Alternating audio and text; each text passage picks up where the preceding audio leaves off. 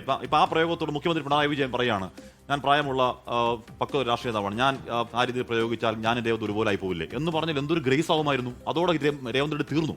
ആ അവസരം പിണറായി കളഞ്ഞു വിളിച്ചു വന്നാണ്.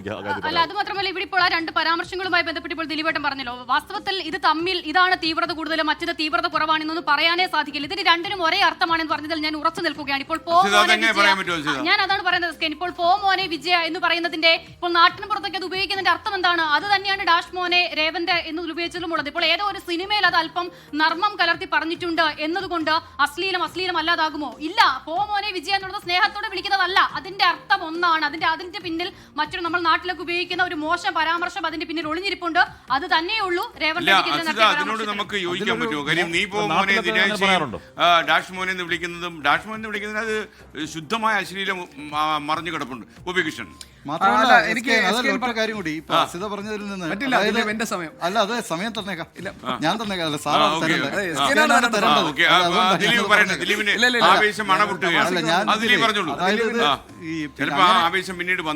അത്തരം ഒരു സമീകരണത്തിന്റെ കാര്യമേ ഇല്ല. മാത്രമല്ല, നീ പോ മോനെ ദിനേശ എന്ന് നാട്ടിൻ പുറത്തായാലും പറയുന്നത് അത് അങ്ങ് പൊയ്ക്കോ എന്നുള്ള ഒരു എതിരാളികൾ തമ്മിലുള്ള കാര്യത്തിലാണല്ലോ. നീ പോ മോനെ ദിനേശ, നീ എനിക്കൊത്ത എതിരാളിയല്ല എന്നുള്ള ഇതാണ്. അതിനെ നമ്മൾ ആ നിലയിലാണ് അത് കാണുന്നത്. വ്യംഗ്യാർത്ഥമുണ്ടോ? പറയാൻ പറ്റുന്നതാണ്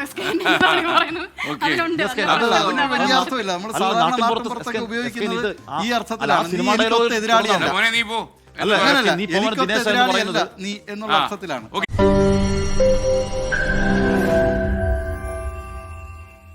ലോകത്തെവിടെയായാലും ഏത് സമയത്തും 24 വാർത്തകളും ഓഗ്മെന്റഡ് റിയാലിറ്റി പാക്കേജുകളും എക്സ്പ്ലെയിനറുകളും വിശദമായി കാണാൻ ഞങ്ങളുടെ യൂട്യൂബ് ചാനൽ നിങ്ങൾക്ക് സബ്സ്ക്രൈബ് ചെയ്യാം.